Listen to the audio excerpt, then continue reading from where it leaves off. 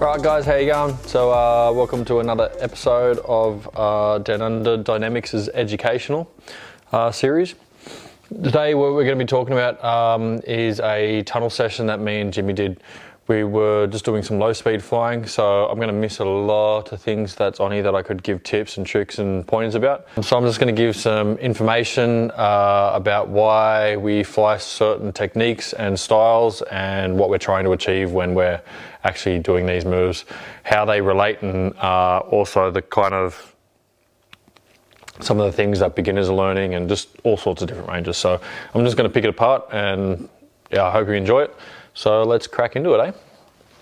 All right, so the program I'm using for this is the GoPro app. It's called the GoPro Player. And I just stick the 360 footage through there. So this is just a 360 clip. Cool, so we're getting in front layout. I'm in the green, Jimmy is in the black. So we're just, as I said, just doing some random lines. Cool, front layout and back layouts. So I'll crack into it in a sec. All right, so I think the first thing we'll talk about is just the general carving position. Now you can see here when we're carving, our legs are quite straight, our arms are neutral, and our back seems to be not so much arched. A lot of people think it's arched, but we're just straight. Okay, so generally when people are learning this, they start in a more of a stiff, tense position, and as they start getting more and more, they start we get them relaxed and learning to steer their extremities rather than just being one big solid block. Okay, if you start looking subtly, you'll see that I'm steering my legs a lot as well as my arms, all sorts of different things. I'm not sure what speed this is. Let's see if we can check out. No, I can't quite make out the speed. I think this would probably be around high 60s, maybe low 70s. I'd say high 60s, probably 68% in the Sydney tunnel. Okay, so you'll see when we're starting to go up, we're kind of swinging the body. When we swing the body, this is just allowing us to get more lift as well as keeping the momentum. Okay, so we're getting more lift by changing the pitch of our torso. It's starting to bring us up. We're also spreading the body out more. So if you can see my hands here like this, okay, if I'm carving here, if I start carving and slowly lowering my body, I'm actually presenting more surface area, so therefore it's going to start taking me up. As long as I don't fight the urge to go with the feeling and the sensation, it should carry me all the way up, and then I can use that speed and carry that speed into diving down. So both of us do it. So you can see here, I've started rotating around the head, up and over, haven't stopped, haven't switched at the bottom and gone. I'm actually carrying that speed upwards. Same with Jimmy, he carries that speed up, presents a little bit more at the top, because he wants to get a bit more high. You can see two different techniques there. Jimmy wanted to wait to go a little bit higher. I came down from a layout, keeping my body straight. I'm not pushing any tension down on the wind with my hands. I'm just letting the surface area of my body take myself up. As I'm at a height, I put more pressure down with the feet, or apply a slight pressure with the feet and let the torso still carry up, and that's how I drop back down. You'll see Jimmy looks as though he goes and initiates it too early from what he chooses, so he slightly lets it go a bit, lets himself go to a height that he wants, and then rocks back. Now you can see he's applied more pressure to his hands, and he's allowed his hands to stay at a 90-degree angle. So essentially, if I draw a side-on shot of Jimmy's body right now, he'd be like this and this. So he's getting this lift from here, or lift. I don't like using the word lift, but he's getting that drag from here, which is allowing his torso to rise, okay? And then he's allowing his legs down the bottom to sink, and then he should tip backwards. So let's slow-mo this, get rid of that. Now backwards, and then he does not necessarily catch, but he slides down the tunnel. Okay, so this is why you'll see a lot of people, they come up and over. If I'm going to change the way the picture is drawn for a sec, so imagine someone doing a layout in this direction of the tunnel. Okay, so rather than coming up and over and then catching here, what Jimmy allows himself to do, he comes up and down, and he just maintains this shape of position. As he gets to a lower area, which you'll see in a sec when I play it, he gets to around this area, he slightly changes his body position. He might even to either lean back more and catch, or he may allow his legs to slip forwards, okay? And therefore bringing his body either into this shape or into this shape, allowing the legs to slip forward. So you have the two options there.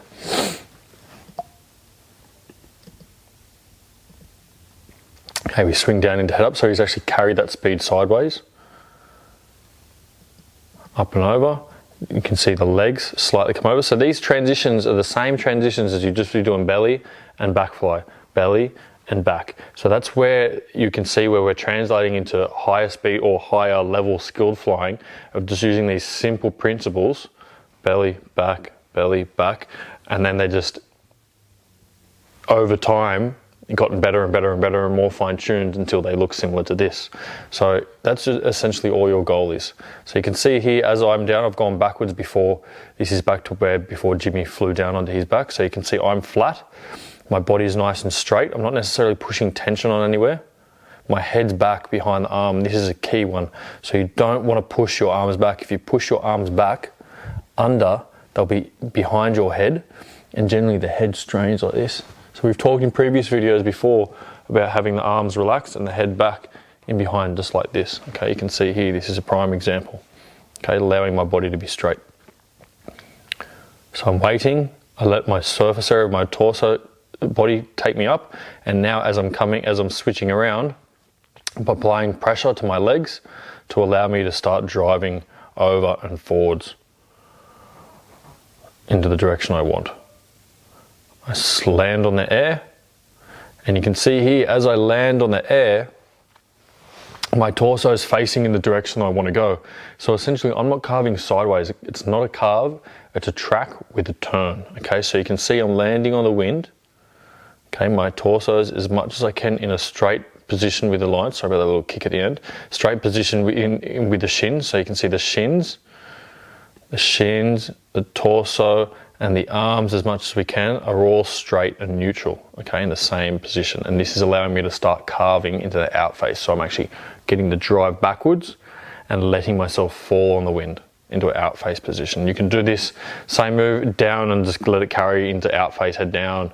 You can let it carry backwards. Like it's just the entry technique into allowing you to start and initiate a left hand out face carve, whether it's up, down, anything like this. So you just carry the motion downwards. Okay, so we look back at Jimmy, where he's coming up. You can see he's released his legs. Let's go slightly back. So he was nice and flat as well. Slight little more in the chest area. Okay, so even this part here, the arching, I think I was similar. Similar, but not as prominent, okay? You'll see that a lot in people when they try to strain or arch. That arch comes from here, okay? So if you just think about releasing that tension and holding the core, not even holding the core in, just taking the tension off the core, it's just going to give you that little bit more range, a little bit more flatness. Okay, you can actually stretch out more. So he's released his legs, he's got that upwards drift, and then his technique is to hinge at the legs. Hinge at the legs slightly like this. So as he's flat hinging, that's causing this shape as he hinges, and that's what starts tilting him over. So he's going to pivot around that point. Okay, so you'll pivot around where the hinge is essentially. So hinges his legs, so he's still carrying with the torso, the upper body, because he's still got that drag there, and he's going to come over and land on that as well. So you can see before how I thought we were going to go into an out face, and then I've just turned it and I've carried it down into a breaker to head down. So notice as well that the moves, they all still continue to carry in a line. We're not landing and then going through, landing, keeping the turn, keeping the momentum. So therefore the person following you does not land on top of you. Okay, you don't stop, start, it's carrying and continuing that motion. Okay, head up, checking for where the follower is. So Jimmy flew his own line. He's come down a bit more facing the other direction. So he's able to cut, rotate around, So I went for a over the belly, not a breaker. As I said, I like to stumble across these videos with you guys so you get it a bit more raw.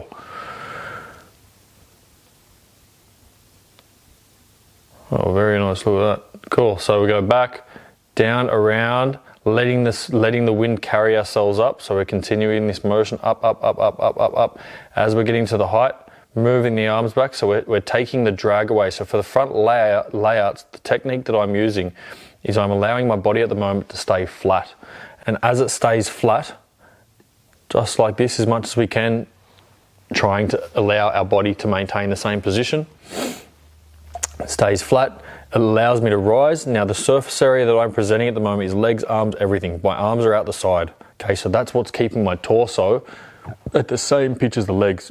Okay, if I take anything like that away, if I take anything away, it's going to shift, whether I shift back or forwards, if I put pressure on, anything like this. My choice here at the moment is not to put pressure on because I'm already feeling like I'm rising from the drag or the surface area that I've presented previously. So my choice is to take the surface area away. Okay, as much as I can, I'm trying to keep the hips not necessarily forward, but in line with the torso and the legs. I'm pretty sure I do slightly pop them here when I go over, but you can see here I've taken the surface area of the arms away, behind, and then this is allowing me to now dive. I have multiple choices here. I can come down into a carve, I can go into a layout, like a classic layout, or I can go to left as well. I could even, if I want, do a trick out of it, do a front flip. There's multiple options you have coming from here. Okay, I'm pretty sure here I go into a carve in the same direction as what Jimmy would, or Jimmy is going. My personal preference is I should have gone to the area with a larger gap, left, as you're looking at the camera. My right as I'm head down.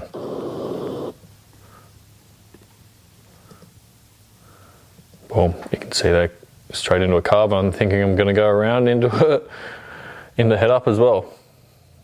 So Jimmy's keeping good eye contact. You can see here with his body as well, nice and straight. Okay, this is what we're aiming for. Still arching through that chest part.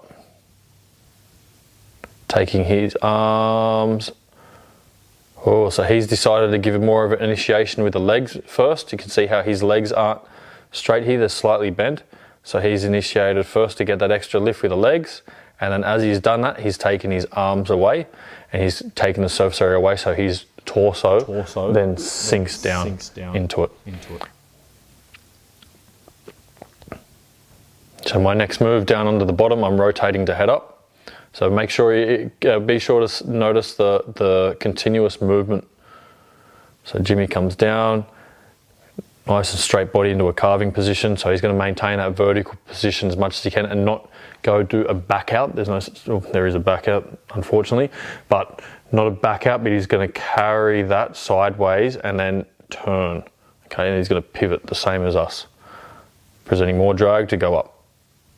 So he's not panicking as well. You can see the choice. I've gone up here. His line is not the same as mine, but he's going to continue to fly his own line.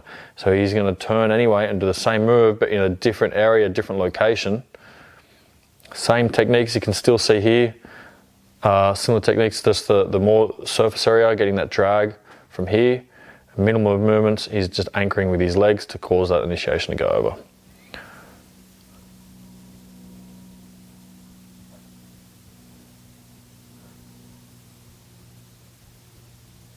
On the belly. So hopefully you can start really seeing these techniques starting to form here.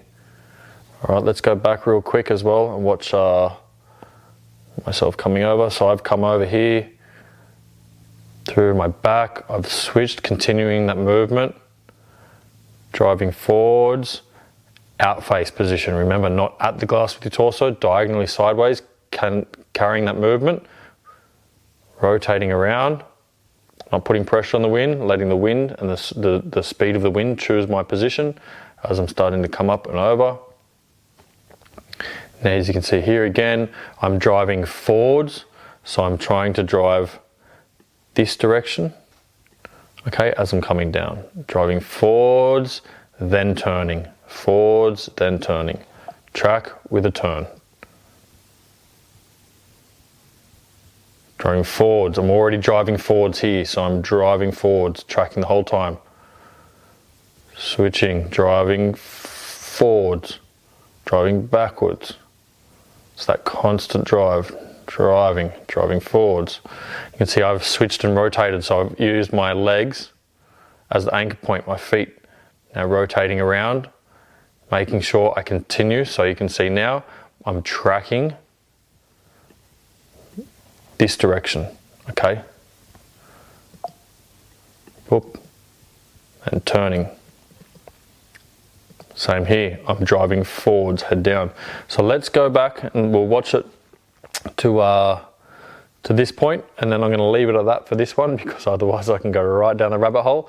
So the main things that we've talked about in this clip so far have been presentation of wind, okay, just seeing and talking about drag and angle choices, also letting the wind carry you, not pushing on the wind or trying to hold the wind, which you've talked about in previous videos, but actually letting the wind do the work for yourself, okay?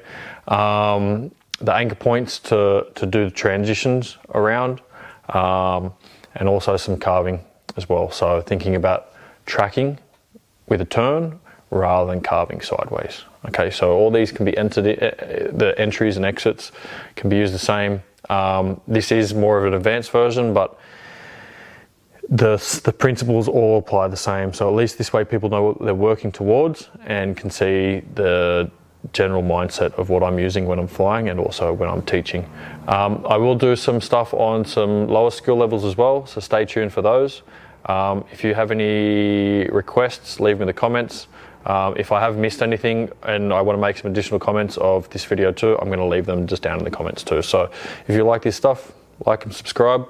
We're going to go through and watch it one more time, and then I'll finish off from there, so we'll watch it in fast speed.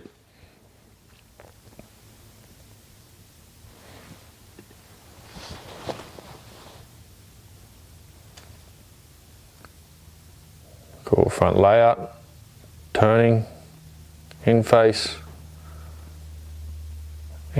switch, there's the carve, carrying the speed, not trying to push on the wind as much as possible, try not to catch, create more room.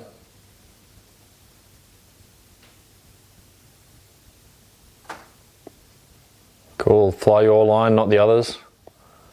There we go, nice shimmy into that, over into head up, rotating around, coming into the in face, really good. Jimmy just owned me so much on so many things, and the bloody tricks is an absolute weapon. Keep an eye out for him as well, and the Focus boys, they're doing some really good things as well in the sport at the moment. So yeah, I hope you enjoyed this, guys, so stay tuned for more. Like and subscribe, and catch you soon. Enjoy.